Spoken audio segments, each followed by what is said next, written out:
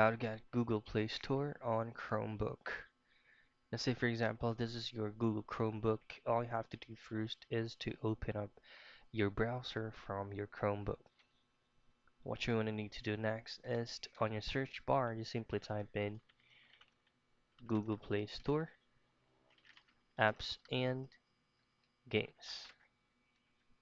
In here, what you want to need to do next is choose on this link right here that will take you out to play.google.com. Now there is no direct download link for us to be able to have this Google Play Store directly to your Chromebook.